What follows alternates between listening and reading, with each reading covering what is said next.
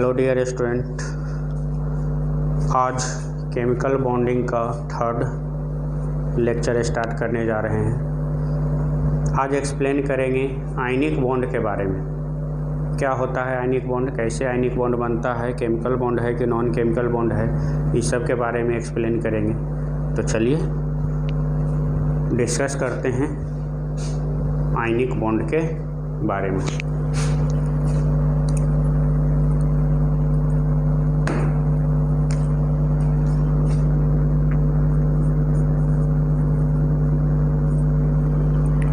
Ionic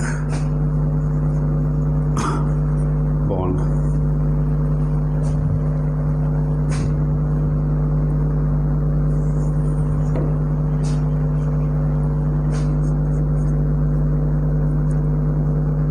it is a chemical bond. It is a chemical bond which is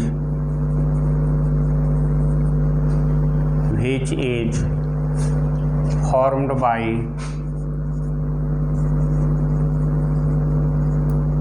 complete transfer. It is a chemical bond which is formed by complete transfer of one electron, two electron and three electron from more electro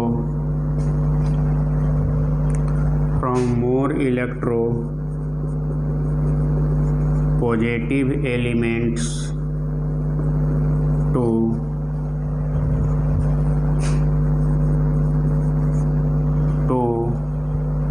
more electro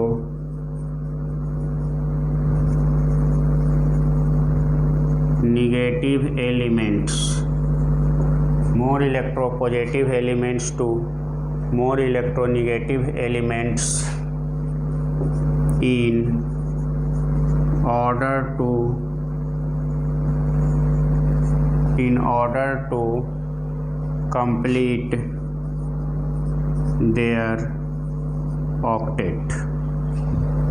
ionic bond का definition कैसे explain करेंगे। Ionic bond बनता कैसे है, तो metal plus non metal के बीच में बनता है। आयनिक बॉन्ड बनता कैसे है, तो मेटल और नॉन मेटल के बीच में मेटल और नॉन मेटल के रिएक्शन करने से बनता है। मेटल और नॉन मेटल के बीच में बनता है, ठीक ना। Electronegativity difference delta EN greater than 1.7 होना चाहिए। इलेक्ट्रोनिगेटिविटी डिफरेंस 1.7 से ज़्यादा होना चाहिए, कंडीशन होता है। मेटल और नॉन मेटल के बीच में आयनिक बॉन्ड बनता है, इलेक्ट्रोनिगेटिविटी डिफरेंस 1.7 से ज़्यादा होना चाहिए। अब चलिए देखते हैं आयनिक बॉन्ड को डिफाइन कैसे करते हैं, एक्सप्लेन कैसे करते हैं। तो it is a chemical bond. Ionic bond क्या है, केमिकल बॉन्ड है। केमिकल बॉन्ड कहने से खुद पता चल गया कि इस बॉन्ड को बनाने में इलेक्ट्रॉन पार्टिसिपेट करता होगा, इलेक्ट्रॉन भाग लेता होगा, इसलिए केमिकल बॉन्ड है। It is a chemical bond which is formed by, कि जो बनता है complete transfer of 1 electron, 2 electron and 3 electron. Ionic bond chemical bond है जो बनता है कैसे, तो पहला इलेक्ट्रॉन के कंप्लीट ट्रांसफ़र से, या दूसरा इलेक्ट्रॉन के कंप्लीट ट्रांसफ़र से, या तीसरा इलेक्ट्रॉन के कंप्लीट ट्रांसफ़र से, from more electropositive elements to more electronegative elements, ठीक ना। यानी मेटल अपना पहला इलेक्ट्रॉन, दूसरा इलेक्ट्रॉन या तीसरा इलेक्ट्रॉन का कंप्लीट ट्रांसफ़र करेगा नॉन मेटल को, ठीक ना। और इस ट्रांसफ़र से जो बॉन्ड बनता है, अट्रैक्शन फोर्स डेवलप होता है, वो कौन सा बॉन्ड बनता है, आयनिक बॉन्ड। क्यों ट्रांसफ़र इलेक्ट्रॉन करता है, तो इलेक्ट्रॉन ट्रांसफ़र इसलिए करता है क्योंकि ऑक्टेट कंप्लीट करना होता है, ठीक ना। इलेक्ट्रोपॉजिटिव एलिमेंट से इलेक्ट्रोनिगेटिव एलिमेंट में इलेक्ट्रॉन ट्रांसफ़र क्यों होता है, ऑक्टेट कंप्लीट करने के लिए। नेक्स्ट देखते हैं It is a strong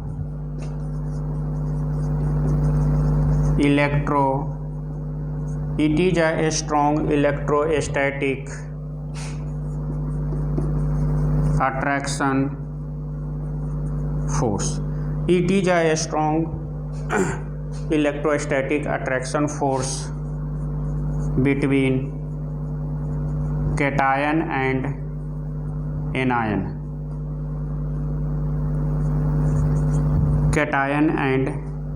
It is a strong electrostatic attraction force between cation and anion. Therefore, it is also known as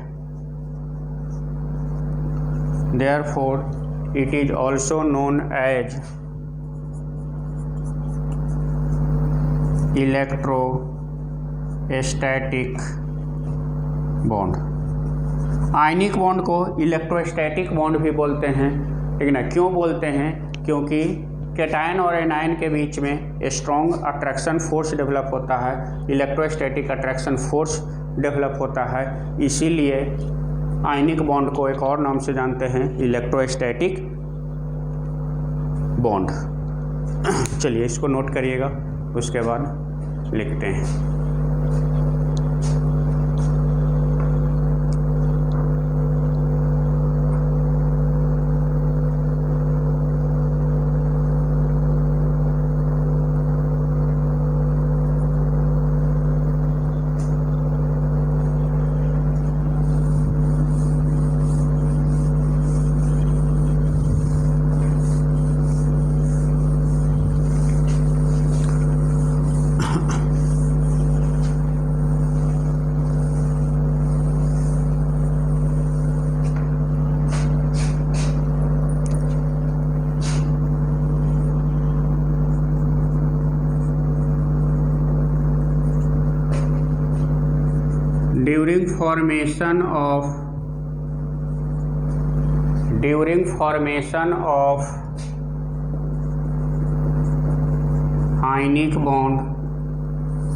During formation of ionic bond,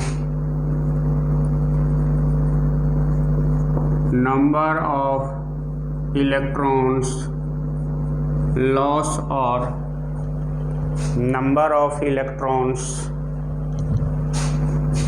during formation of ionic bond, number of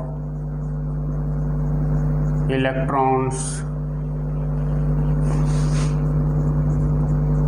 loss or gain. During formation of ionic bond, number of electrons loss or gain by an elements is known as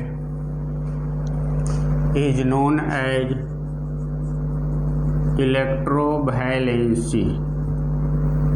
during formation of ionic bond के बनने के दरमियान number of electron loss और gain by N elements के द्वारा जो electron loss करता है या गेन करता है उसी को क्या कहते हैं? इलेक्ट्रोवायलेंसी कहते हैं। जैसे MgO मैग्नीशियम ऑक्साइड, मैग्नीशियम का एटॉमिक नंबर 12 282 कन्फिग्रेशन लिखेंगे तो होगा, और ऑक्सीजन का 2-6, ठीक ना। इलेक्ट्रॉनिक कन्फिग्रेशन लिखेंगे तो एटॉमिक नंबर 8 होता है 2-6। अब ये क्या करेगा? 2 इलेक्ट्रॉन इसको ट्रांसफ़र करेगा, और 2 इलेक्ट्रॉन ट्रांसफ़र करेगा तो 6 व 2 8, इसका भी ऑक्टेट पूरा हो जाएगा। और 2 इलेक्ट्रॉन लॉस करने के बाद आउटर मोस्ट सेल में 8 इलेक्ट्रॉन बच जाएगा, तो इसका भी ऑक्टेट पूरा हो जाएगा, ठीक ना। तो मैग्नीशियम मेटल है, ऑक्सीजन नॉन मेटल है। मेटल और नॉन मेटल के बीच आयनिक बॉन्ड बन रहा है, और मैग्नीशियम का पूछेगा इलेक्ट्रोवायलेंसी कितना होता है तो 2। क्यों? क्योंकि आयनिक बॉन्ड बनने के दरमियान नंबर ऑफ इलेक्ट्रॉन लॉस और गेन बाई एन एलिमेंट के द्वारा जितना इलेक्ट्रॉन लॉस करे या एलिमेंट के द्वारा जितना इलेक्ट्रॉन गेन करे वो उसका क्या कहलाता है? इलेक्ट्रोवायलेंसी कहलाता है। तो मैग्नीशियम 2 इलेक्ट्रॉन लॉस कर रहा है तो मैग्नीशियम का इलेक्ट्रोवायलेंसी 2 हो गया। ऑक्सीजन 2 इलेक्ट्रॉन गेन कर रहा है, तो ऑक्सीजन का इलेक्ट्रोवैलेंसी भी क्या हो गया, 2 हो गया। तो during formation of ionic bond number of electron loss और gain by an element is known as क्या, इलेक्ट्रोवैलेंसी कहलाता है। नेक्स्ट देखते हैं,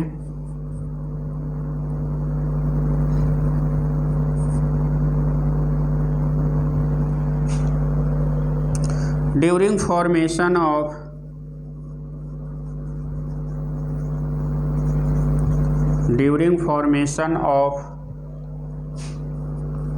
one gram mole of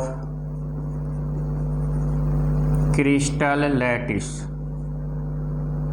during formation of 1 gram mole of crystal lattice,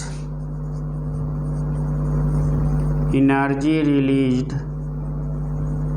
is known as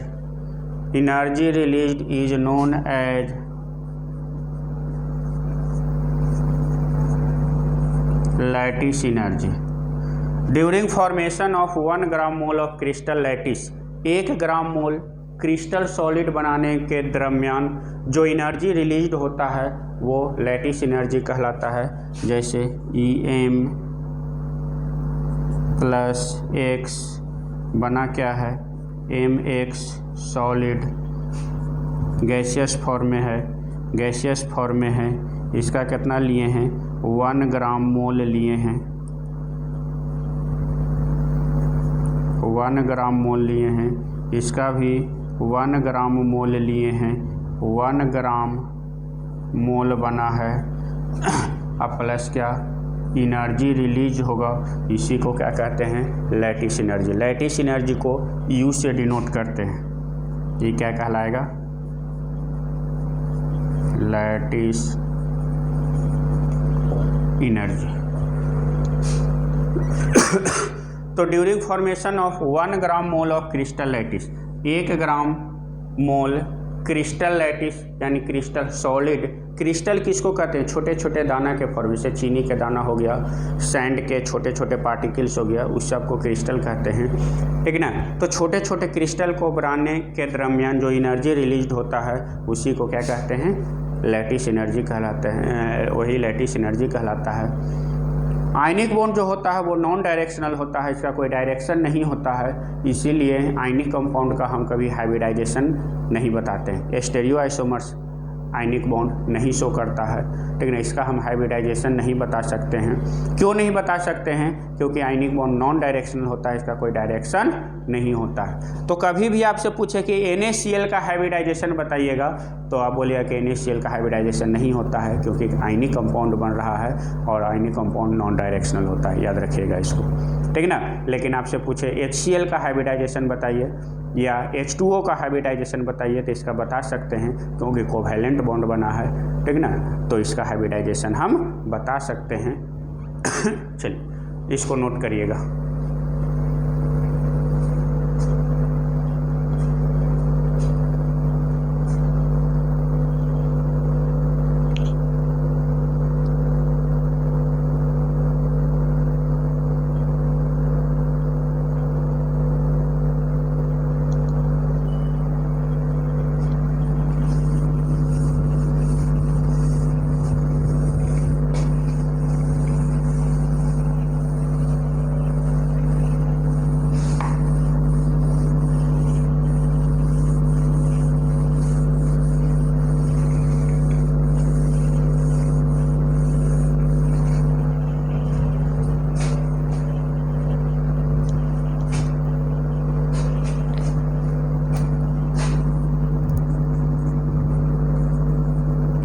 Ionic bond is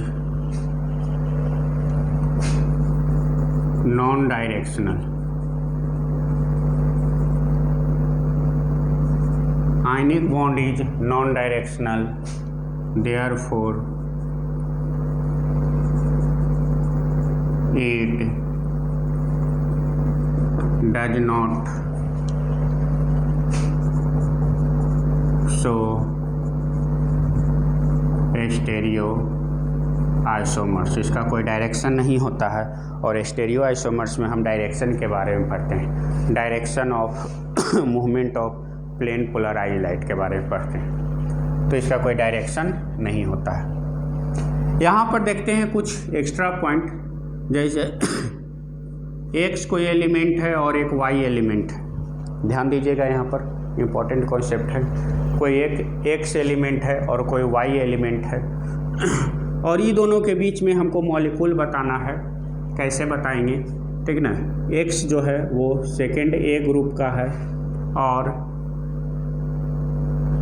यहाँ पर लिखिए second ए group का है, और वाई जो एलिमेंट है वो है आपका 7A ग्रुप का है, ठीक ना।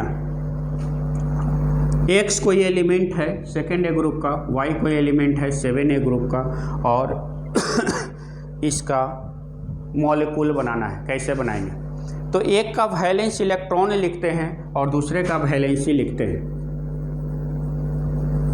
इसका वैलेंस इलेक्ट्रॉन लिखते हैं और इसका क्या लिखते हैं, वैलेंसी लिखते हैं। तो सेकेंड ए ग्रुप का है तो इसका वैलेंस इलेक्ट्रॉन कितना होगा 2, और वाई है 7A ग्रुप का तो इसका वैलेंसी कितना होगा 1। इसका वैलेंसी क्या होगा 1। ये हमको खुद फाइंड आउट करना होता है। सेकेंड ए ग्रुप का है तो सेकेंड ए ग्रुप में जो भी एलिमेंट्स आएगा उसका वैलेंस इलेक्ट्रॉन 2 होगा। 7A है तो आपको बताए थे कि हैलोजन ग्रुप का वैलेंसी 1 होता है with respect to hydrogen and chlorine, और ऑक्सीजन के रेस्पेक्ट में 7 होता है। तो इसका ऐसे हमको याद रखना है 1 होता है।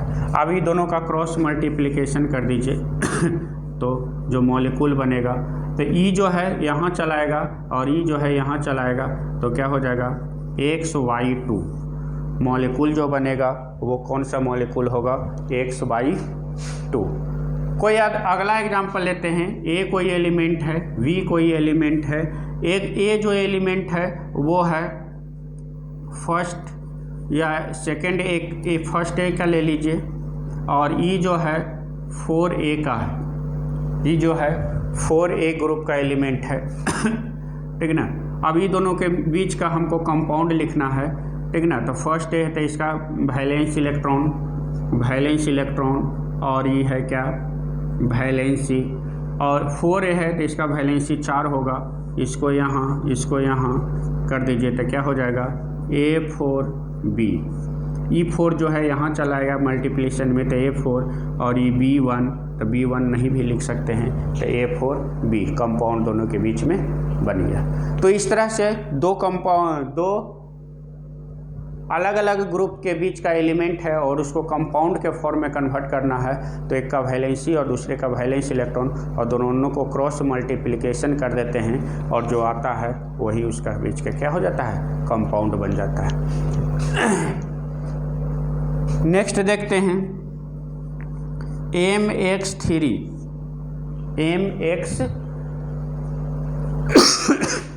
कोई मॉलिक्यूल है। MX3 कोई मॉलिक्यूल है और इस मॉलिक्यूल में हमको M के साथ ऑक्साइड का फॉर्मूला लिखना है। ऑक्साइड का फॉर्मूला लिखना है, O2- सल्फेट का फॉर्मूला लिखना है, SO4 और हेलाइड का फॉर्मूला लिखना है जिसका X- होता है। MX3 हेलाइड तो है ही है, सॉरी हेलाइड की जगह दूसरा कर दीजिए, नाइट्रेट NO3- फॉर्मूला लिखना है। फिर से समझिए क्वेश्चन क्या कहलाता है, कह रहा है MX3 कोई कंपाउंड है, ठीक है ना। MX3 कोई पहले से कंपाउंड बना हुआ है। इस कंपाउंड में जो M है, ठीक ना, उस M के साथ ऑक्साइड का फॉर्मूला लिखना है, सल्फेट का फॉर्मूला लिखना है और नाइट्रेट का फॉर्मूला लिखना है। कैसे लिखेंगे, ठीक है ना। क्वेश्चन समझ में आया होगा। MX3 कोई कंपाउंड है। MX3 में जो M है उस M के साथ ऑक्साइड का फॉर्मूला लिखना है, सल्फेट के का फॉर्मूला लिखना है और नाइट्रेट का फॉर्मूला लिखना है। कैसे लिखेंगे तो चलिए यहाँ पर देखते हैं। सबसे पहले m पर चार्ज निकालिए। सबसे पहले क्या करते हैं, m पर चार्ज निकालते हैं। तो चार्ज निकालिए सबसे पहले m पर, तो क्या होगा, तो एक हाइड्रोजन पर -1, तो 3 हाइड्रोजन पर -3, तो इस पर क्या हो जाएगा +3, यानी m पर चार्ज क्या आ गया +3 आ गया। और m के साथ आप ऑक्साइड का फार्मूला लिखिए, तो ये हो गया m, ये हो गया इस पर -2 और m पर है क्या +3। क्रॉस मल्टीप्लिकेशन कर दीजिए, तो ये यहाँ चला जाएगा, ये यहाँ चला जाएगा, फार्मूला क्या हो जाएगा, तो m पर 2 आ जाएगा और o पर क्या हो जाएगा 3, फार्मूला हो जाएगा क्या M2O3। उसी तरह से m पर सल्फेट का फार्मूला लिखना है, तो E2 यहाँ चलाएगा और E3 यहाँ चल जाएगा, क्या हो जाएगा M2SO4 M2SO4 नाइट्रेट का फार्मूला लिखना है, तो ये हो जाएगा MnO3, इस पर क्या है 3 और इस पर -1, तो इस पर आ जाएगा 1, ये NO3 यहाँ चल जाएगा, तो हो जाएगा MnO3, फार्मूला हो गया M2O3 M2SO4 MnO3। तो ये फार्मूला हो गया। तो ionic bond non directional isomers नहीं होता है। जब 2 एटम दिया हुआ रहे, अलग अलग ग्रुप का एटम दिया हुआ मॉलिक्यूल बनाना हो, तो वैलेंस इलेक्ट्रॉन वैलेंसी के सहायता से निकाल सकते हैं। MX3 कोई कंपाउंड है, ठीक ना, तो M के साथ ऑक्साइड सल्फेट नाइट्रेट का फार्मूला कैसे लिखते हैं, ये सब निकालने के लिए सीख रहे थे, ठीक ना। इसको ध्यान दीजिएगा, इसको नोट कर लीजिए।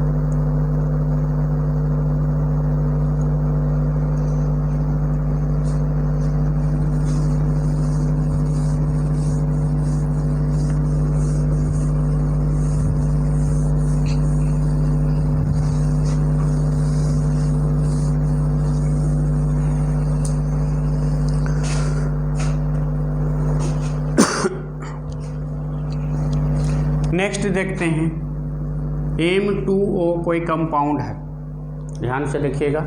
M2O कोई कंपाउंड है और इस M2O के साथ हमको फॉर्मूला लिखना है। किसका किसका लिखना है देखते हैं यहाँ पर।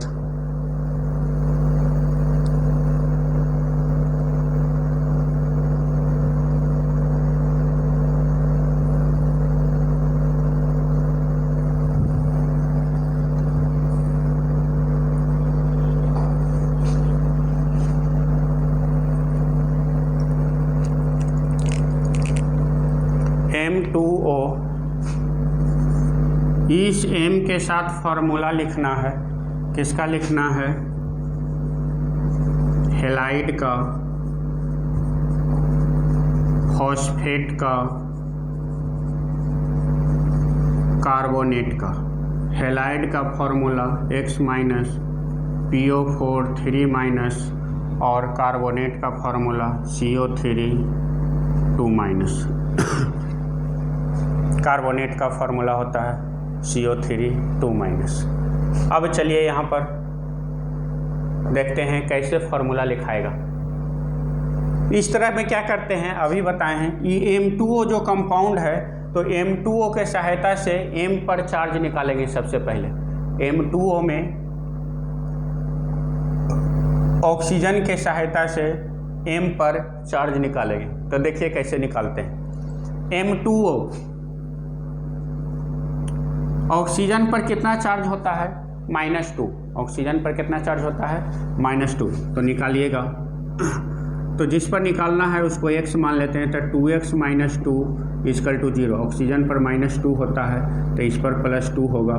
तो जिस पर निकालना होता है चार्ज उसको x मान लेते हैं, तो m पर निकालना है तो x, m दो वही चलते 2x लिखे हैं, -2 इक्वल टू टोटल पर कितना चार्ज है तो 0, ठीक ना। ऑक्सीजन पर -2 चार्ज होता है। अब 2x बराबर हो जाएगा 2, तो x बराबर 2/2 कितना हो जाएगा 1, यानी m पर जो चार्ज आएगा वो कितना हो जाएगा +1 चार्ज हो जाएगा। m पर कितना चार्ज हो जाएगा +1। M2O में ऑक्सीजन के सहायता से m पर सबसे पहले चार्ज इस तरह से निकाल लेंगे। आई होप चार्ज निकालने के लिए आप लोग जानते होंगे, ठीक ना। तो इस तरह से चार्ज निकाल लेंगे तो m पर हमको चार्ज कितना आया +1 चार्ज आया। अब इस +1 के सहायता से हेलाइड का फॉर्मूला लिखेंगे, फॉस्फेट का फॉर्मूला लिखेंगे और किसका कार्बोनेट का फॉर्मूला लिखेंगे। तो देखिए लिखते हैं, तो इस पर भी 1, इस पर -1, तो दोनों हो जाएगा mx। इस पर +1, इस पर -3, दोनों को लिख लेंगे, तो ये -3 इसके साथ है, +1 इसके साथ आ जाएगा, तो हो जाएगा M3PO4। M3PO4 इस पर निकलेंगे तो ये जो 2 माइनस है इसके साथ आ जाएगा, ये 1 इसके साथ आ जाएगा, तो हो जाएगा क्या M2CO3, M2CO3। तो इस तरह से कंपाउंड बन गया, ठीक ना। तो कंपाउंड बनाने के लिए कैसे करते हैं, ठीक ना, इस पर थोड़ा सा ध्यान दीजिएगा। नेक्स्ट देखते हैं कि किसी कंपाउंड में कौन कौन सा बॉन्ड है, ठीक ना। किसी कंपाउंड में कौन कौन सा बॉन्ड है उस बॉन्ड के बारे में देखते हैं थोड़ा सा।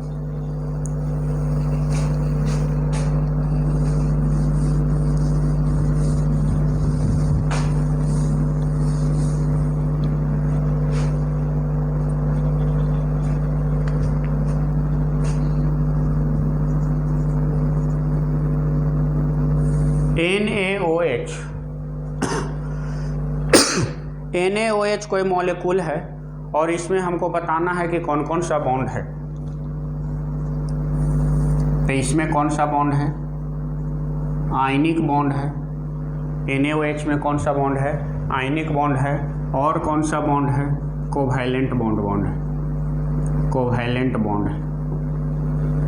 आयनिक बॉन्ड है और कौन सा है, कोवैलेंट बॉन्ड है। NaOH इसमें आयनिक बॉन्ड है और कौन सा बॉन्ड है, कोवैलेंट बॉन्ड है। कैसे आयनिक बॉन्ड है, कोवैलेंट बॉन्ड है, तो देखिएगा यहाँ पर सोडियम मेटल है और ऑक्सीजन नॉन मेटल है। मेटल और नॉन मेटल के बीच आयनिक बॉन्ड बनता है, oxygen non metal, hydrogen non metal, और नॉन मेटल के बीच कौन सा बॉन्ड बनता है, कोवैलेंट बॉन्ड बनता है। तो यहाँ पर कौन सा बॉन्ड है,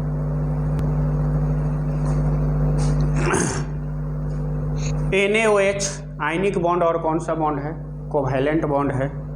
नेक्स्ट देखते हैं KCN। KCN कौन सा बॉन्ड है, तो देखिएगा यहाँ पर आयनिक बॉन्ड होगा। पोटासियम मेटल है, कार्बन नॉन मेटल है। मेटल और नॉन मेटल के बीच आयनिक बॉन्ड बनेगा। कार्बन नॉन मेटल है, नाइट्रोजन नॉन मेटल है, और नॉन मेटल के बीच कौन सा बॉन्ड बनेगा, कोवैलेंट बॉन्ड बनेगा। तो इसमें भी आपका आयनिक बॉन्ड है और कौन सा बॉन्ड है, कोवैलेंट बॉन्ड है। लेकिन इसी को उल्टा कर दें,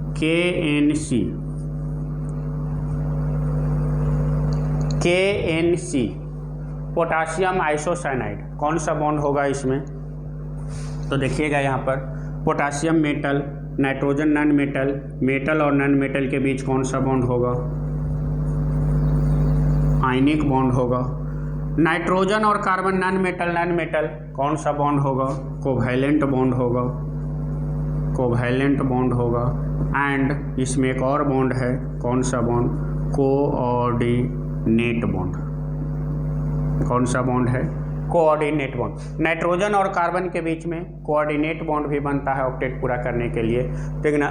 तो आयनिक, कोवैलेंट और कोऑर्डिनेट, इसको तोड़िएगा तो K++NC माइनस बनेगा नाइट्रोजन पर। यहाँ पर देखिएगा ये है नाइट्रोजन। नाइट्रोजन के आउटर मोस्ट में 5 इलेक्ट्रॉन ये हो गया कार्बन, आउटर मोस्ट में 4 इलेक्ट्रॉन, दोनों बॉन्ड बनाएगा तो 2 2 4 2 6 हुआ, और इसके साथ एगो क्या हो जाएगा, कोऑर्डिनेट बॉन्ड हो जाएगा। एक इलेक्ट्रॉन नाइट्रोजन का अपना था, एक इलेक्ट्रॉन नाइट्रोजन का अपना था, एक इलेक्ट्रॉन माइनस वाला गेन किया है K प्लस, तो इसे माइनस वाला गेन किया है, ठीक ना, तो ये दोनों मिल के ये क्या हो जाएगा, निगेटिव चार्ज होगा। तो 2 2 4 2 6 2 8 नाइट्रोजन का भी ऑक्टेट पूरा हो गया। तो कौन सा बॉन्ड होगा, आयनिक बॉन्ड, कोवैलेंट बॉन्ड, और कौन सा, कोऑर्डिनेट बॉन्ड। कोऑर्डिनेट बॉन्ड इसी में आगे पढ़ाएंगे अगला वीडियो में। कोऑर्डिनेट बॉन्ड क्या होता है, one sided sharing of electron coordinate bond कहलाता है। बॉन्ड पढ़ाएंगे वहाँ पर डिटेल में बताएंगे।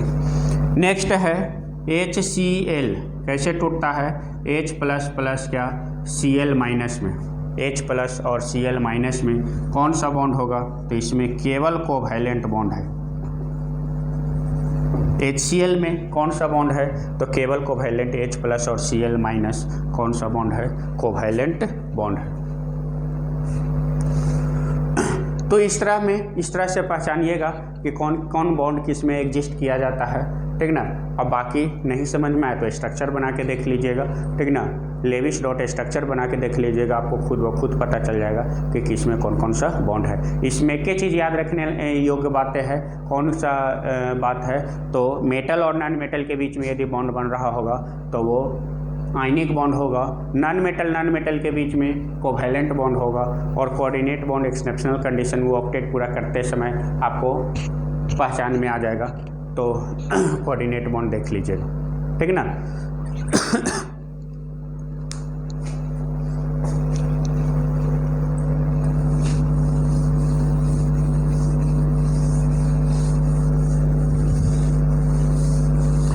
नेक्स्ट यहाँ पर देखते हैं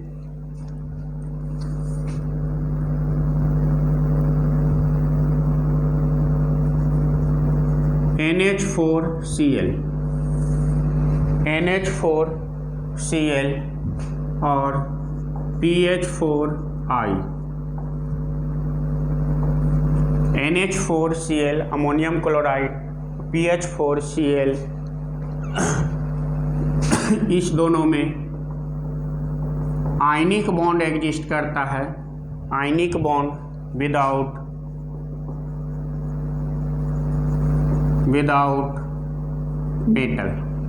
मेटल नहीं भी है, फास्फोरस नॉन मेटल है, नाइट्रोजन नॉन मेटल है, नॉन मेटल है, ठीक ना, और नॉन मेटल के बीच कोवैलेंट बॉन्ड बनना चाहिए था, लेकिन कौन सा बॉन्ड बनता है, इसमें कौन सा बॉन्ड डोमिनेंट होता है, आयनिक बॉन्ड होता है, एक्सेप्शन है, इसको याद रखिएगा।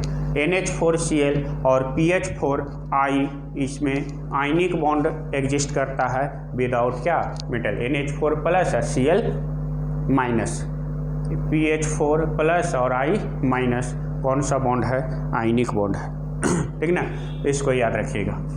नेक्स्ट देखते हैं CaC2 calcium carbide, CaC2 calcium carbide, इसमें हमको चेक करना है कि कौन सा बॉन्ड होगा। तो एक तो कन्फर्म है यहाँ पर कि कैल्शियम मेटल है, कार्बन नॉन मेटल है, मेटल और नॉन मेटल के बीच कौन सा बॉन्ड एग्जिस्ट करेगा, तो आयनिक बॉन्ड एग्जिस्ट करेगा।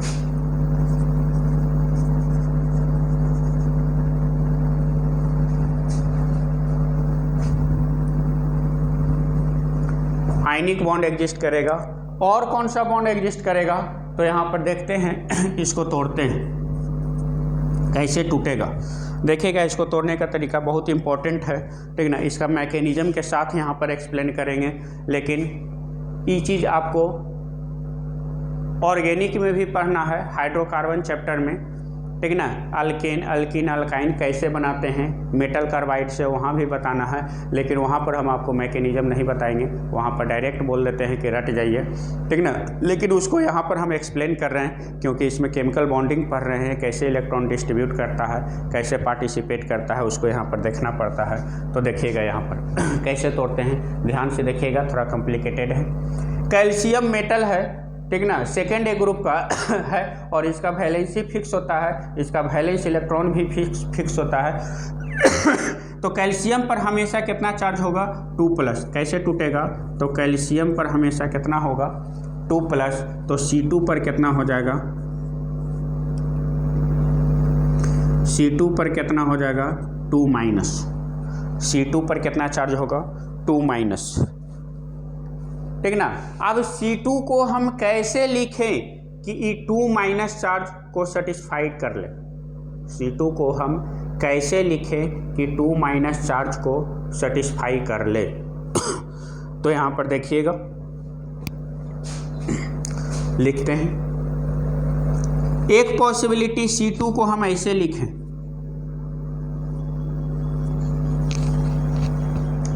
कार्बन कार्बन सिंगल बॉन्ड और 2- चार्ज है इस पर, जो कि चार्ज लगा दिया, ठीक ना। तो कार्बन कार्बन सिंगल बॉन्ड बनते हैं, तो इस कितना पॉजिटिव और गेन कर सकता है मैक्सिमम। तो देखिएगा कार्बन 4 बॉन्ड बनाता है, इसके कार्बन कितना बॉन्ड बनाता है 4, यानी यहाँ पर भी 3 और यहाँ पर भी 3 हाइड्रोजन जोड़ना पड़ेगा, यानी 3 और 3 6। 2- चार्ज यहाँ पर है, यानी 2- चार्ज देने से इसका वैलेंसी सेटिस्फाई नहीं हो रहा, क्योंकि इसको 6 H+ की जरूरत पड़ रहा है। तो 6- रहेगा तब तो सेटिस्फाई होगा, ठीक ना। यदि कार्बन कार्बन के बीच डबल बॉन्ड लगाते हैं, कार्बन कार्बन के बीच डबल बॉन्ड लगाते हैं और इस पर 2- चार्ज देते हैं, तो देखिएगा इसका वैलेंसी सेटिस्फाइड कीजिए। तो कार्बन कार्बन यानी मैक्सिमम क्या 2, तो 2 और 2 4 इलेक्ट्रॉन 2 और 2 4 इलेक्ट्रॉन, 4 वैलेंसी खाली, यानी 4 H+ इसको चाहिए, ठीक ना। यहाँ 2- है, सेटिस्फाई नहीं करेगा, ठीक ना। यहाँ कार्बन कार्बन ट्रिपल बॉन्ड लिखते हैं, ठीक ना। 2- चार्ज, तो इसका वैलेंसी तो 3 गो बॉन्ड है, तो एगो और एगो बॉन्ड इधर, ठीक ना। 2 वैलेंसी खाली है, यानी 2 H+ इसको देंगे तो 2- से सेटिस्फाई कर लेगा, तो क्या बना लेगा एसिटिलीन। तो हमको पता करना है कि C2 को कैसे लिखें, ऐसे लिखें, ऐसे लिखें कि ऐसे लिखें। C2 को हम कैसे लिखें कि 2- चार्ज को वो सेटिस्फाई कर ले। तो सिंगल बॉन्ड से लिखते हैं, तो 6 वैलेंसी की जरूरत पड़ता है, जो कि यहाँ 2 गो है। डबल बॉन्ड देते हैं तो 4 वैलेंसी की जरूरत पड़ता है, जो कि यहाँ 2 गो है। और ट्रिपल बॉन्ड तो 2 वैलेंसी, जो कि 2- को सेटिस्फाई कर रहा है। तो इसको हम कैसे लिखेंगे तो C≡C2- ऐसे लिख सकते हैं। अब 2- है, तो इसको 2H+ 2H2O से रिएक्शन करवा दीजिए, हाइड्रोलाइसिस करवा देते हैं 2 मॉलिक्यूल ऑफ H2O से। तो 2 मॉलिक्यूल ऑफ H2O क्या देगा 2H+ देगा, जो कि इसको दे दीजिए, तो क्या हो जाएगा CH ट्रिपल बॉन्ड CH, आपका एसिटिलीन बन गया, ठीक ना। कार्बन क्या है, carbon non metal, carbon non metal, non metal के बीच कौन सा बॉन्ड बन रहा है कोवैलेंट बॉन्ड, जिसमें 1 सिग्मा और 2 पाई बॉन्ड बन रहा है। तो इसमें आयनिक बॉन्ड भी बनेगा और कौन सा बॉन्ड बनेगा कोवैलेंट बॉन्ड बनेगा। आयनिक बॉन्ड बनेगा और क्या बनेगा इसमें कोवैलेंट बॉन्ड बनेगा, जो कि दोनों बॉन्ड हम बनाती हैं, ठीक ना। तो CH2 में कौन सा बॉन्ड हो गया ionic bond and covalent bond. कैसे कोवैलेंट बॉन्ड, तो C2- को ऐसे लिखेंगे, इसको हाइड्रोलाइसिस करवा देंगे 2H+, ठीक ना, तो एसिटिलीन बन जाएगा। वहाँ पर हम अल्काइन जब ऑर्गेनिक में पढ़ाएंगे तो अल्काइन में आपको बताएंगे कि मेटल कार्बाइड से अल्काइन कैसे बनाते हैं। तो कैल्शियम कार्बाइड CH2 और CH2 को H2O से रिएक्शन करवाएंगे, CH triple bond CH acetylene direct बना देंगे। वहाँ मैकेनिज्म नहीं बताएंगे, मैकेनिज्म हम यहाँ पर आपको बता चुके हैं, ठीक ना। चलिए नेक्स्ट एग्जाम्पल देखते हैं।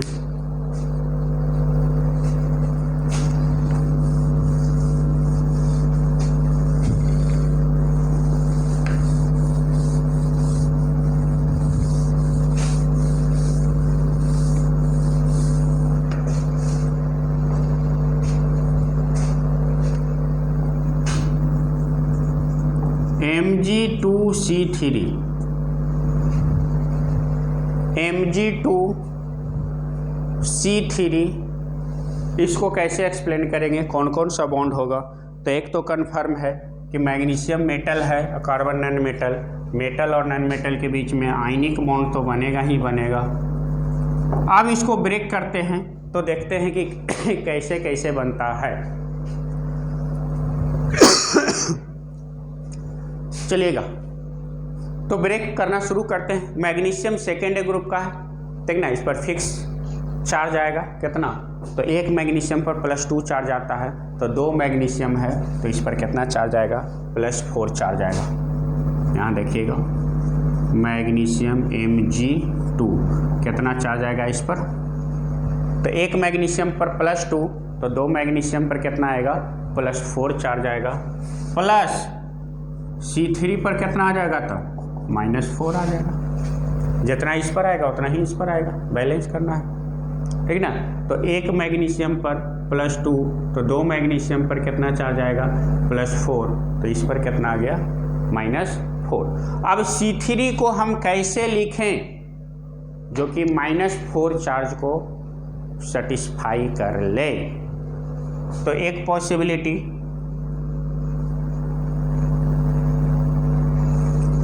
CCC सिंगल बॉन्ड लिखें और इस पर -4 चार्ज। देखिए वैलेंसी पूरा करके,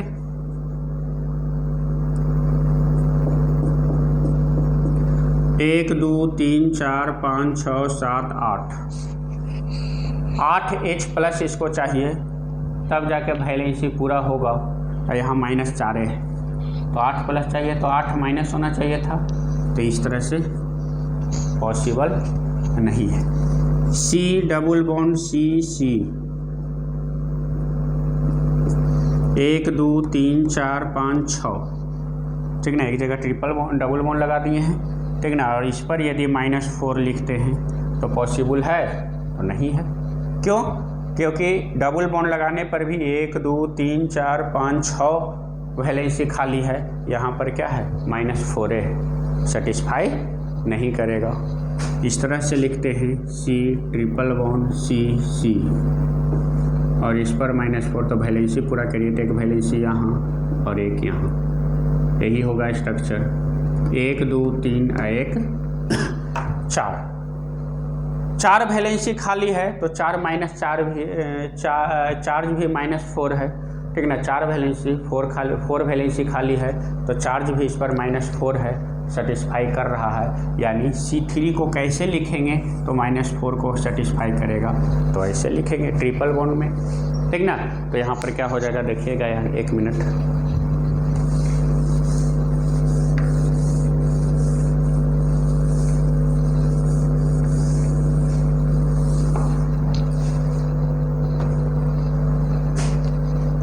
तो इस C3 को कैसे लिखेंगे, तो C ट्रिपल बॉन्ड C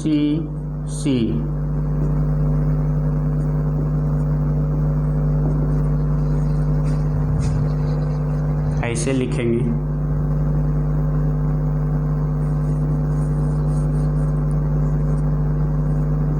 -4 और इसको 4H2O से सेटिस्फाई कर दीजिए, तो 4H2O क्या देगा, 4H+ ना, 4H+ से इसको दे दीजिए तो क्या बनेगा, C triple bond CH alkyne बनेगा।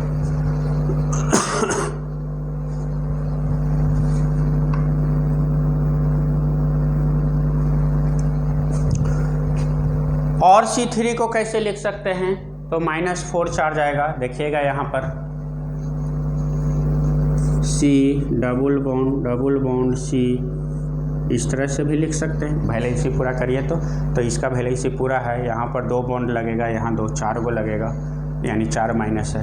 इसको भी 4H2O से हाइड्रोलाइसिस करवा देंगे, 4H+ देगा, क्या बनेगा, तो CH double bond H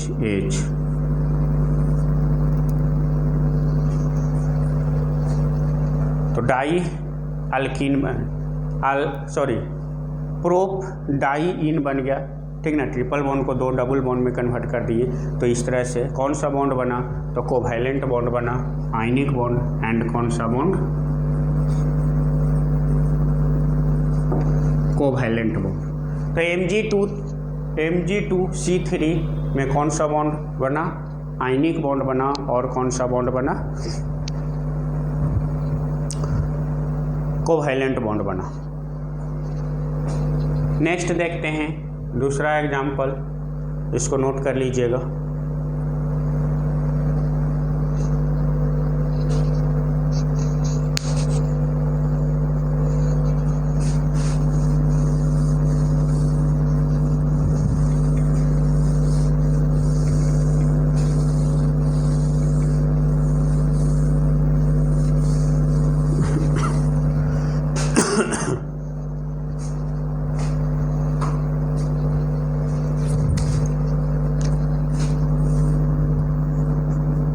Al4C3 इसको तोड़ना है। Al4C3 इसको तोड़ के हमको बताना है कि इसमें कौन सा बॉन्ड होगा, ionic bond, covalent bond, coordinate bond, metallic bond, कौन कौन सा बॉन्ड होगा चेक करके बताना है। तो देखिएगा यहाँ पर बताते हैं। सबसे पहले तोड़िए, कौन सा बॉन्ड होगा, तो आयनिक तो होगा ही होगा। तोड़िए। तो एक अल्युमिनियम पर कितना चार्ज होता है, 3+। एक अल्युमिनियम पर कितना चार्ज होता है, +3 होता है। तो यहाँ पर देखिएगा, एक अल्युमिनियम पर +3, तो 4 अल्युमिनियम पर कितना हो जाएगा, 4 अल्युमिनियम पर कितना हो जाएगा, +12। 4 अल्युमिनियम पर कितना हो जाएगा, +12। एक अल्युमिनियम पर +3, तो 4 अल्युमिनियम है, तो टोटल कितना हो जाएगा, +12। तो इसको ऐसे लिखेंगे 4Al3+। एक अल्युमिनियम पर 3+, तो 4 पर, तो 4 तिहाई 12। तो C3 पर कितना चार्ज हो जाएगा, -12। अल्युमिनियम पर +12, तो कार्बन पर कितना, -12। अब एक 3 कार्बन है और 3 कार्बन पर -12 यानी 12 वैलेंसी खाली पॉसिबल है क्या, तो देखते हैं यहाँ पर लिख। 3 कार्बन है, 1 2 3 3 कार्बन है और 3 कार्बन पर 12 वैलेंसी, 3 कार्बन में 12 वैलेंसी पॉसिबल है क्या, तो लिख के देखिए। कार्बन कार्बन सिंगल बॉन्ड भी लिखे हैं, तो 1 2 3 4 5 6 7 8, मैक्सिमम कितना वैलेंसी जाएगा, फ्री जा सकता है, 8 तक जा सकता है, -12 तक नहीं, 12 वैलेंसी खाली 3 कार्बन पर नहीं हो सकता है, ठीक ना। तो सिंगल बॉन्ड में है ही नहीं, तो डबल बॉन्ड में तो और नहीं होगा। 1 2 3 4 5 6 इसमें भी नहीं पॉसिबल होगा, ठीक ना। तो क्या कर सकते हैं, कैसे लिखेंगे, 3 कार्बन पर 12 वैलेंसी खाली। तो इसको देखिए ऐसे लिख सकते हैं क्या, C-4 3, ठीक ना। एक कार्बन पर -4 हो सकता है, CH4 होता है ना, 4 वैलेंसी खाली, तो एक कार्बन पर -4 और ऐसा ऐसा 3 को कर दिए, तो क्या हो जाएगा, 3 को कर दिए तो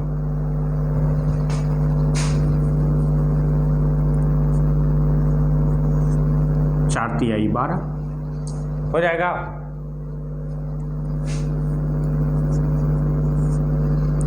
अब इसको हाइड्रोलाइसिस करवा दीजिए, कितना से, 12H2O से, तो 12H+, तो 3 मॉलिक्यूल ऑफ क्या बनेगा, CH4। क्यों, क्योंकि इसका ऑक्टेट ऑलरेडी पहले से पूरा है, यानी इसमें कौन सा बॉन्ड बनेगा, कोवैलेंट बॉन्ड बनेगा क्या, तो नहीं बनेगा, क्योंकि यहाँ तीनों कार्बन अलग अलग है, कार्बन कार्बन के बीच बॉन्ड नहीं बन रहा।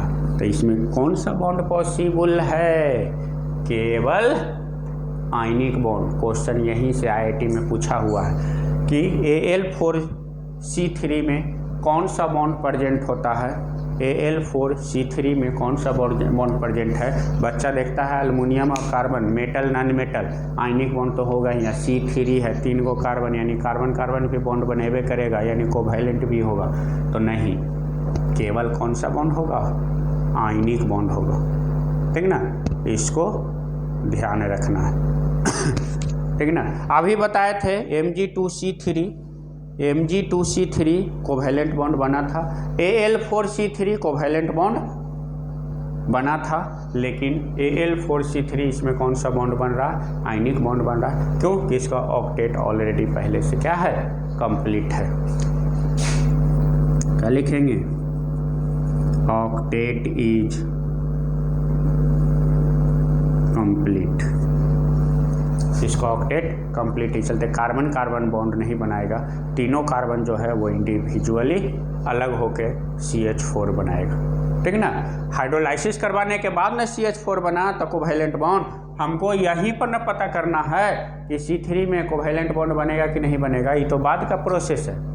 तो बच्चा कंफ्यूज कर सकता है, सर CH4 तो कार्बन हाइड्रोजन नॉन मेटल के बीच में कौन सा कोवैलेंट बॉन्ड बना कि नहीं बना, तो नहीं बना, हमको यहाँ नहीं चेक करना है, हमको ये चेक करना है,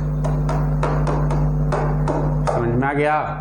तो Al4C3 में कौन सा बॉन्ड बना, केवल और केवल आयनिक बॉन्ड बना। नेक्स्ट एक एग्जाम्पल और इसमें देखते हैं,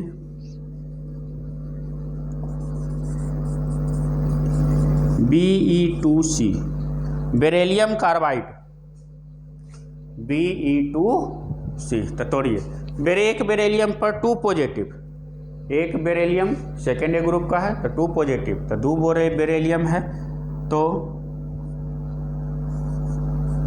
2 बेरिलियम है, तो क्या हो जाएगा, Be2 + 4 प्लस कार्बन पर कितना हो जाएगा, -4, एगो तो कार्बन है, इसको 4H2O से रिएक्शन करवा दीजिए तो क्या बन जाएगा, CH4।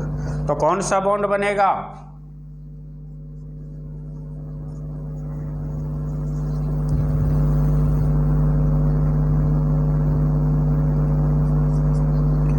आयनिक बॉन्ड बनेगा।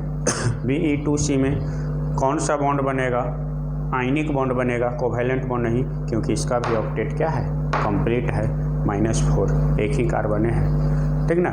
तो इस तरह के एग्जाम्पल रहेगा, बॉन्ड पहचानने के लिए इम्पोर्टेंट है, ठीक ना। तो इसको ध्यान से देख लीजिएगा कि इसमें कौन सा बॉन्ड बन रहा है। चलिए नेक्स्ट देखते हैं, पहले इसको नोट कर लीजिएगा।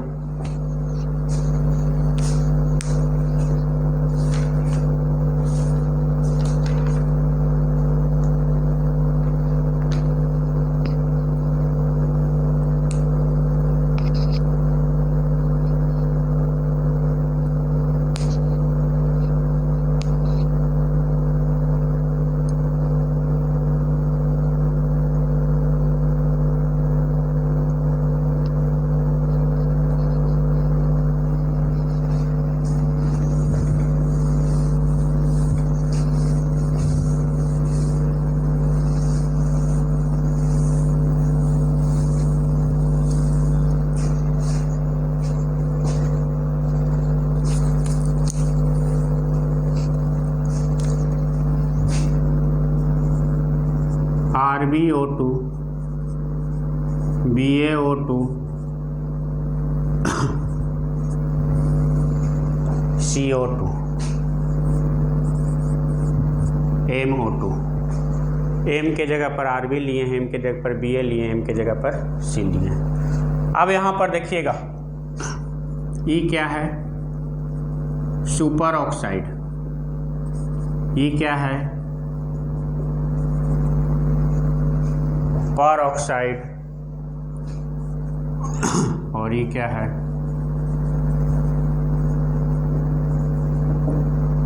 Normal oxide.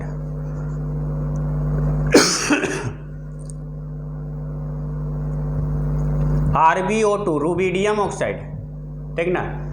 रुबिडियम किस ग्रुप में आता है, तो फर्स्ट ग्रुप में आता है, lithium, sodium, potassium, rubidium, caesium, francium, इस पर हमेशा कितना चार्ज होगा? तो +1, तो इस पर कितना होगा? -1 होगा। Super oxide, oxygen oxygen double bond, और इस पर कितना चार्ज? -1। 2 ऑक्सीजन पर एक निगेटिव चार्ज रहे, 2 ऑक्सीजन पर एक निगेटिव चार्ज रहे तो वो क्या कहलाता है? सुपर ऑक्साइड कहलाता है। और कौन कौन सा एलिमेंट सुपर ऑक्साइड बनाता है? ठीक ना, तो पोटासियम, रुबिडियम और सीजियम, यही 3 एलिमेंट जो है वो सुपर ऑक्साइड बनाता है। फर्स्ट ग्रुप का एलिमेंट जो है वो सुपर ऑक्साइड बनाता है, हाईली अनस्टेबल होता है।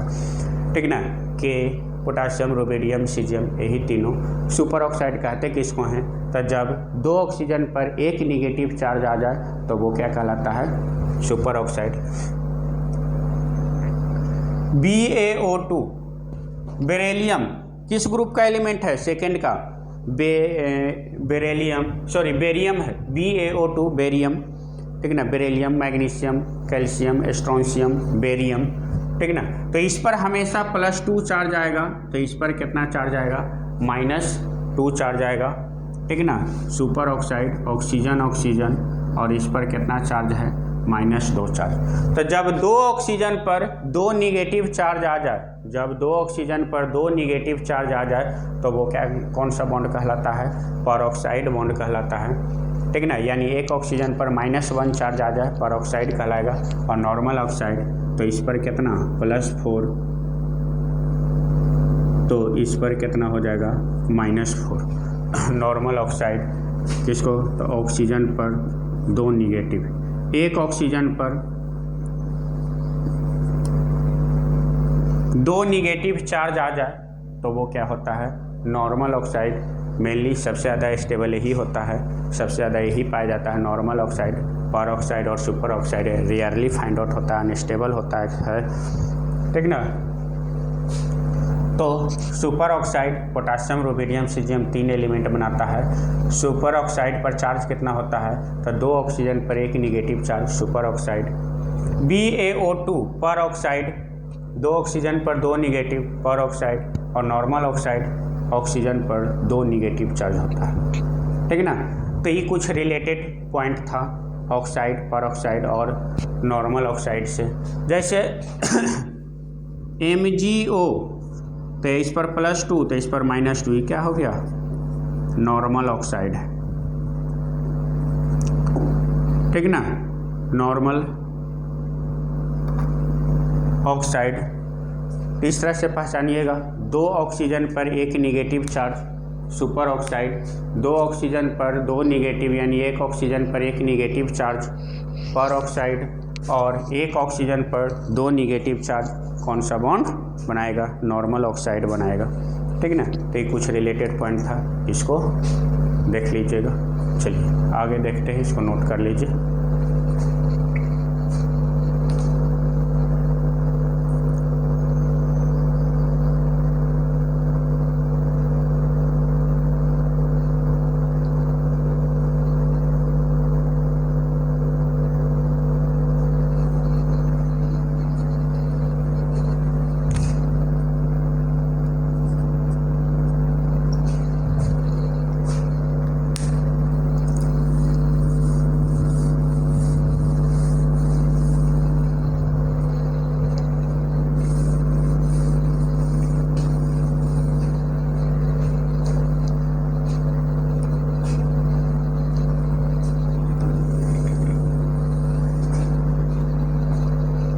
नेक्स्ट देखते हैं coordinate bond.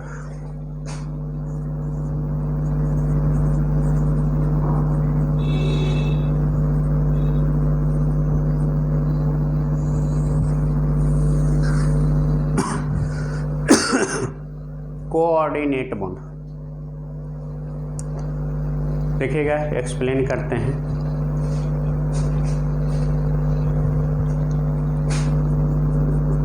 It is semi-polar, it is semi-polar covalent bond which is formed by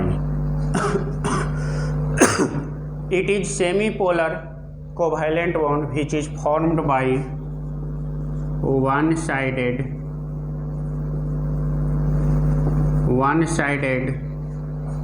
sharing of electron. It is semi-polar covalent bond which is formed by one-sided sharing of electron in order to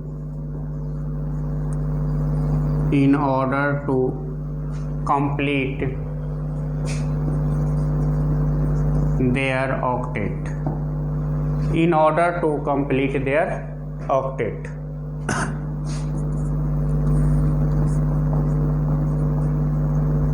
This type of bond is formed. This type of bond is formed to complete octet. This type of bond is formed to complete octet of combining atom. इस तरह के bond बनता है, ठीक ना, combining atom का octet complete करने के लिए। नेक्स्ट देखते हैं,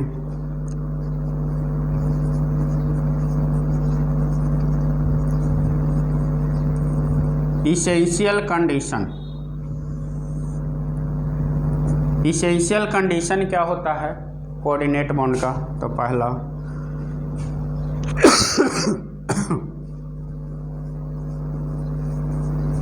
donor atom must have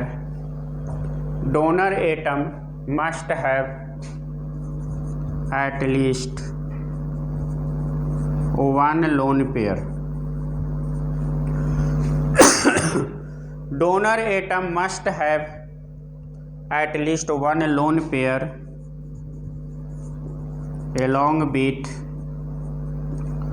its octet.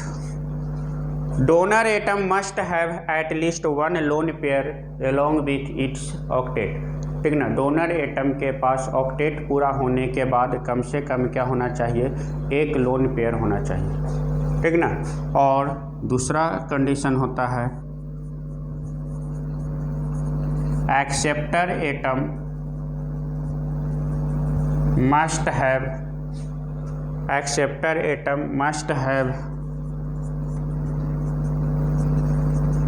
deficiency of acceptor atom must have deficiency of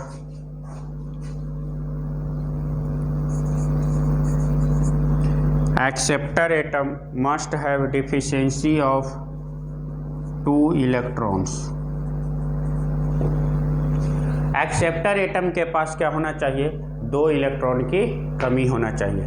donor atom must have at least one lone pair along with its octet, और donor atom का octet पूरा होने के बाद कम से कम एक लोन पेयर होना चाहिए। और एक्सेप्टर एटम के पास क्या होना चाहिए? 2 इलेक्ट्रॉन की कमी होना चाहिए, ठीक ना। कोऑर्डिनेट बॉन्ड देखिएगा, एक बार डेफिनेशन फिर से समझाते हैं। It is semi polar covalent bond, ठीक ना। कोवैलेंट बॉन्ड है, शेयरिंग से ही बनता है, लेकिन इसमें वन साइडेड शेयरिंग होता है। इस बॉन्ड को बनाने में दोनों इलेक्ट्रॉन जो होता है वो कोई एक ही एटम देता है, इसलिए इस पर हाफ पॉजिटिव चार्ज आता है, ठीक ना। तो it is semi polar covalent bond है विच इज फॉर्म्ड बाय, कैसे बनता है? तो one sided sharing of electron, one sided sharing of electron. इसमें 2 एटम के बीच में जो बॉन्ड बनेगा तो दोनों में से कोई एक एटम जो होगा वो दोनों इलेक्ट्रॉन देगा बॉन्ड बनाने के लिए, in order to complete their octet complete करने के लिए। This type of bond is form. इस तरह के बॉन्ड क्यों बनता है? तो कंबाइनिंग एटम का ऑक्टेट कंप्लीट करने के लिए बनता है। इसेंशियल कंडीशन क्या होता है? तो donor atom must have at least one lone pair along with its octet. Octet पूरा होने के बाद कम से कम इसके पास क्या होना चाहिए? एक लोन पेयर होना चाहिए। और एक्सेप्टर एटम के पास क्या होना चाहिए? 2 इलेक्ट्रॉन की कमी होना चाहिए। तो ये कुछ रिलेटेड पॉइंट था। अब इसको एग्जाम्पल से समझते हैं, इसको नोट कर लीजिएगा।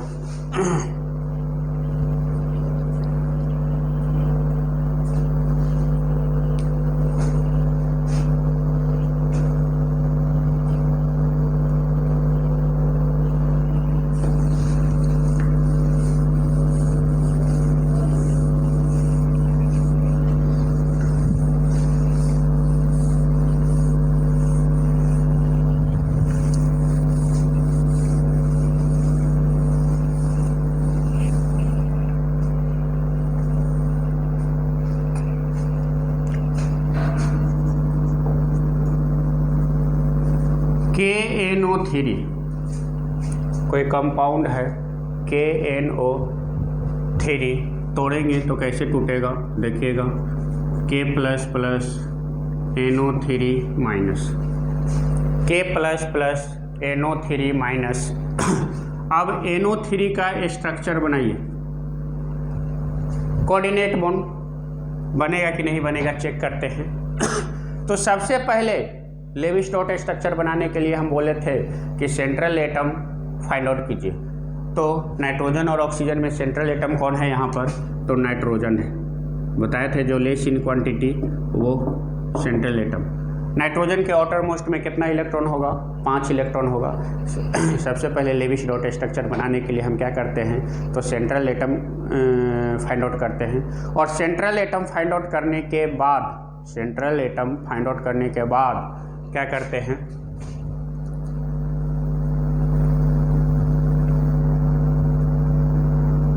सेंट्रल एटम फाइंड आउट करने के बाद सेंट्रल एटम के पास वैलेंस शेल में कितना इलेक्ट्रॉन है वो फाइंड आउट करते हैं। तो नाइट्रोजन के आउटर मोस्ट में 5 इलेक्ट्रॉन हो गया, ठीक ना, 5 इलेक्ट्रॉन लिख दी।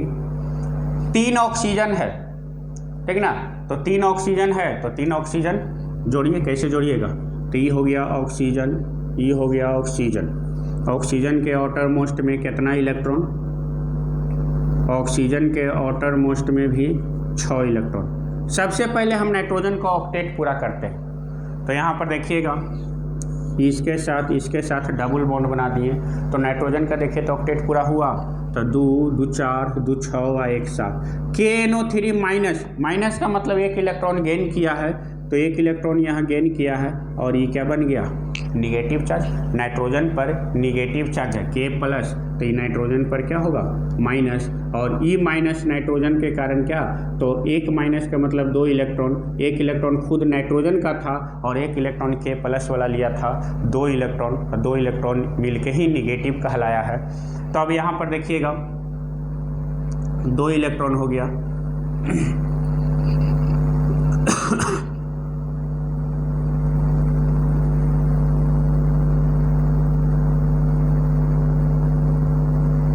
सॉरी, इस तरह से वैलेंसी नहीं, इसको ऐसे करिए, यहाँ पर 1 इलेक्ट्रॉन है, तो ये ऑक्सीजन, ऑक्सीजन पर कितना, 2 2 4 और 2 6 में से 1 इलेक्ट्रॉन इसको दे दीजिए बॉन्ड बनाने के लिए, तो बॉन्ड बना लिया, तो 2 2 4 2 6 1 7 बचा, और 1 इलेक्ट्रॉन गेन किया है,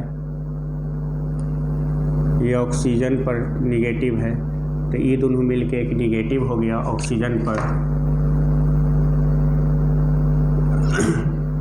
अब 2 2 4 2 6 2 8 नाइट्रोजन का ऑक्टेट कंप्लीट हो गया। ऑक्सीजन के आउटर मोस्ट में कितना, 6 इलेक्ट्रॉन, तो ये इसके साथ क्या कर लेगा, कोऑर्डिनेट बॉन्ड बना लेगा। फिर से देखिए एक बार हम और एक्सप्लेन करते हैं, थोड़ा सा यहाँ पर देखिएगा जगह कम रहने के कारण अथी हो गया है। फिर से देखिए एक बार और एक्सप्लेन कर रहे हैं।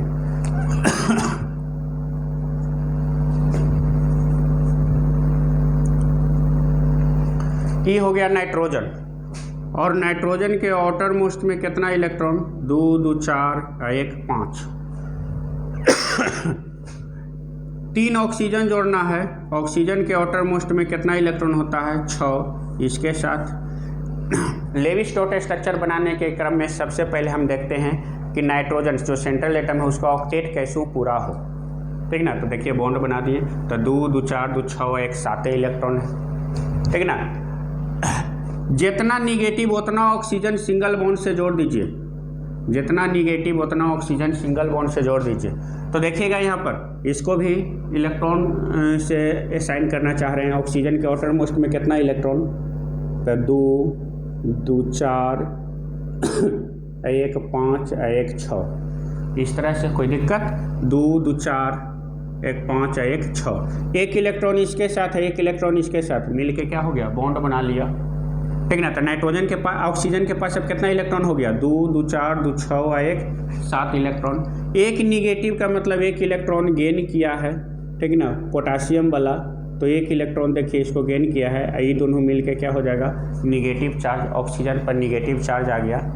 अब नाइट्रोजन का ऑक्टेट 2 2 4 2 6 2 8 ऑक्टेट पूरा हो गया। एक ऑक्सीजन और जोड़ना भी बाकी है, जो कि इसके पास, ऑक्सीजन के पास ऑलरेडी 6 इलेक्ट्रॉन है। तो देखिए तो कोऑर्डिनेट बॉन्ड का कंडीशन फॉलो कर रहा है कि नहीं कर रहा है। तो यहाँ पर ध्यान से देखिए, नाइट्रोजन डोनर एटम के पास बोले थे क्या कि ऑक्टेट पूरा होने के बाद कम से कम एक लोन पेयर हो, तो 2 2 4 2 6 2 8 नाइट्रोजन का ऑक्टेट कंप्लीट हो गया है, और ऑक्टेट कंप्लीट होने के बाद एक लोन पेयर है इसके पास। और एक्सेप्टर एटम के पास 2 इलेक्ट्रॉन की कमी होना चाहिए, तो एक्सेप्टर एटम के पास क्या है, 2 इलेक्ट्रॉन की कमी है, ठीक ना। तो ये इसके साथ क्या कर लेगा, coordinate bond one sided sharing of electron करेगा। तो ये जो दोनों इलेक्ट्रॉन है ये ऑक्सीजन को दे दिया, one sided sharing of electron हो गया। तो इस तरह से जो स्ट्रक्चर आपका बना, ठीक ना, लेवी-स्ट्रोट स्ट्रक्चर, जिसमें देखिए कोऑर्डिनेट बॉन्ड बन गया, ठीक ना। सेमी पोलर इसलिए इसको बोलते हैं क्योंकि दोनों इलेक्ट्रॉन यही देता है, ठीक ना। तो इस पर कोई ना कोई एक चार्ज आ जाता है, देखिए माइनस चार्ज आ गया, हाफ चार्ज आता है, इसलिए सेमी पोलर कोवैलेंट बॉन्ड। ये भी नॉन मेटल के बीच तो कोवैलेंट बॉन्ड बन रहा है, तो नॉन मेटल के बीच कोवैलेंट बॉन्ड ही बन रहा है। चलिए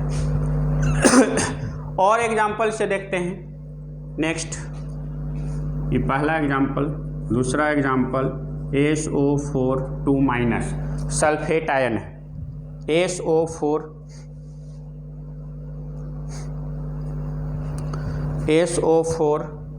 2- सल्फेट आयन है।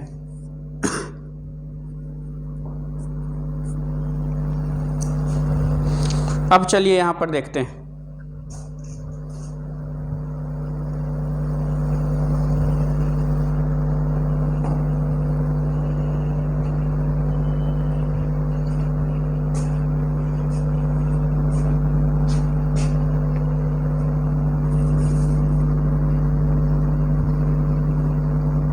सबसे पहले सेंट्रल एटम फाइंड आउट करेंगे, तो सेंट्रल एटम कौन है, सल्फर। तो सबसे पहले सल्फर लिख दीजिए। आउटर मोस्ट में कितना इलेक्ट्रॉन होता है वो लिख दीजिए। जितना निगेटिव उतना ऑक्सीजन सिंगल बॉन्ड से जोड़ दीजिए, ठीक ना। जैसे जैसे कह रहे हैं उसी तरह से याद रखिएगा, स्ट्रक्चर बनाने में आसानी होगा। सल्फेट में सबसे पहले सेंट्रल एटम को देखिए, उसके पहले सेल में कितना इलेक्ट्रॉन है वो लिखिए, और उसके बाद जितना निगेटिव उतना ऑक्सीजन सिंगल बॉन्ड से जोड़ दीजिए। तो 2 निगेटिव है तो 2 ऑक्सीजन सिंगल बॉन्ड से जोड़ दिए, जितना ऑक्सीजन उतना निगेटिव सिंगल बॉन्ड से जोड़ दीजिए। तो जोड़ दिए। अब देखिए सेंट्रल एटम का ऑक्टेट पूरा हो गया, तो 2 2 4 2 6 व 2 8 ऑक्टेट पूरा हो गया। 2 ऑक्सीजन अभी और जोड़ना बाकी है, ठीक ना, एक ऑक्सीजन ई और एक ऑक्सीजन ई, ठीक ना। इसके आउटर मोस्ट में कितना इलेक्ट्रॉन होता है ऑक्सीजन के, 6, 2 2 4 और 2 6। ये क्या करेगा, इसके साथ कोऑर्डिनेट बॉन्ड बना लेगा, ये इसके साथ क्या करेगा, कोऑर्डिनेट बॉन्ड बना लेगा।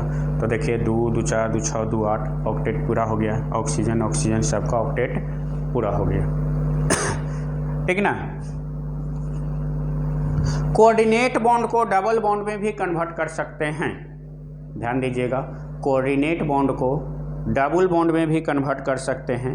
कैसे कर सकते हैं, तो इसका एक ट्रिक है, याद रखिएगा कि यदि सेंट्रल एटम, ध्यान से सुनिएगा, यदि सेंट्रल एटम थर्ड पीरियड का हो या थर्ड पीरियड से आगे का हो, ठीक ना, यदि सेंट्रल एटम थर्ड पीरियड का हो या थर्ड पीरियड से आगे का हो, तब कोऑर्डिनेट बॉन्ड को डबल बॉन्ड में भी कन्वर्ट कर सकते हैं। तो इसका स्ट्रक्चर और कैसे होगा, तो देखिएगा यहाँ पर ये हो गया सल्फर, 2 ऑक्सीजन निगेटिव ऐसे जोड़ दिए, ठीक ना, और ये ऐसे ऐसे 2 ऑक्सीजन, ऑक्सीजन के आउटर मोस्ट में 6 इलेक्ट्रॉन, ये इसके साथ इसके साथ इसके साथ इसके साथ बॉन्ड बना लेगा, ठीक ना। यहाँ पर लिख देते हैं special note, special note, if central atom, if central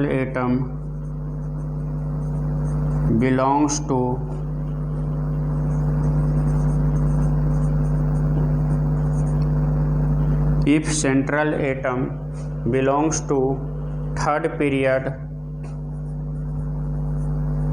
onwards, if central atom belongs to third period onwards, then we convert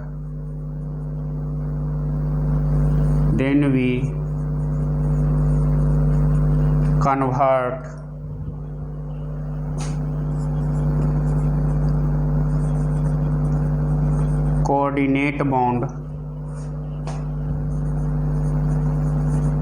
into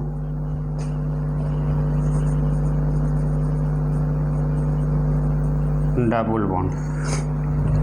if central atom belongs to third period onwards, ये जो सेंट्रल एटम है ये third period हो या third period से आगे का हो, then we convert coordinate bond into double bond. Coordinate bond को किस में कन्वर्ट कर देते हैं, डबल बॉन्ड में कन्वर्ट कर देते हैं। तो इस तरह से कुछ स्ट्रक्चर था जिसको मैंने एक्सप्लेन किया, कैसे कोऑर्डिनेट बॉन्ड बनता है, ठीक ना, कैसे डबल बॉन्ड बनाएंगे, कोऑर्डिनेट बॉन्ड के बारे में एक्सप्लेन किए।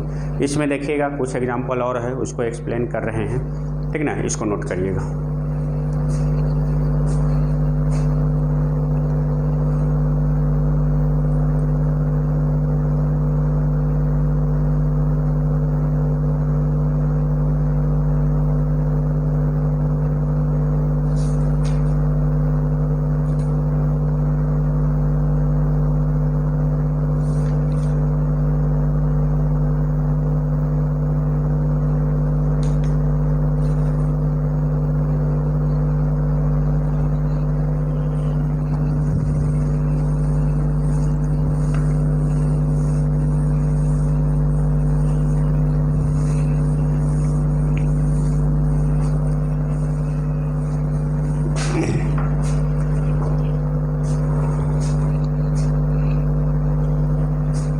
नेक्स्ट एग्जाम्पल देखते हैं, PO4 3-।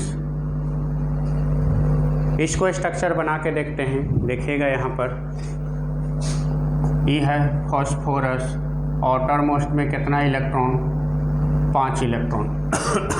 आउटर मोस्ट में कितना इलेक्ट्रॉन है, 5 इलेक्ट्रॉन है।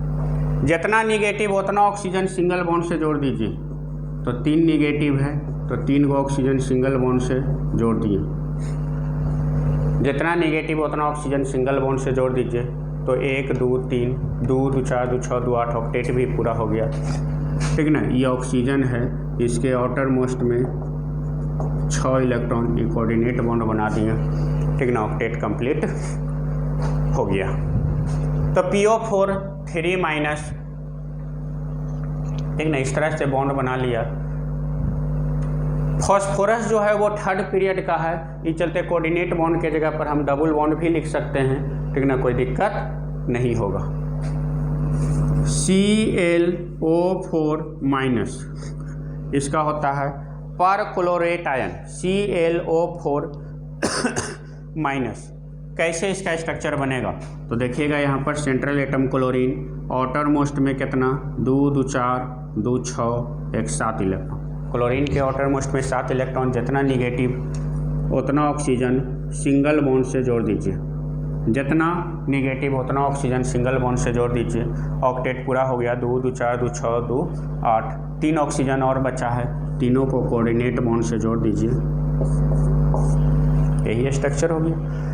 क्लोरीन थर्ड पीरियड का है, इसीलिए इसको ऑक्टेट कंप्लीट कोऑर्डिनेट बॉन्ड को डबल बॉन्ड में भी कन्वर्ट कर सकते हैं। तो ये हो गया Cl double bond O double bond O double bond O और ये एक सिंगल बॉन्ड O माइनस। तो दोनों में से कोई लिख सकते हैं, कोई दिक्कत नहीं है। तो ये था कुछ कोऑर्डिनेट बॉन्ड से रिलेटेड आपको इन्फॉर्मेशन, जो कि आपका ख़त्म हुआ कोऑर्डिनेट बॉन्ड। इसके बाद पढ़ना है हमको कि वो कौन कौन सा फैक्टर है जो आयनिक बॉन्ड को प्रभावित करता है, फैक्टर्स अफेक्टिंग आयनिक बॉन्ड, ठीक ना। तो उससे रिलेटेड अब पॉइंट देखते हैं जो कि नेक्स्ट वीडियो में एक्सप्लेन करेंगे। आज इस वीडियो को यहीं ख़त्म कर रहे हैं। Thank you.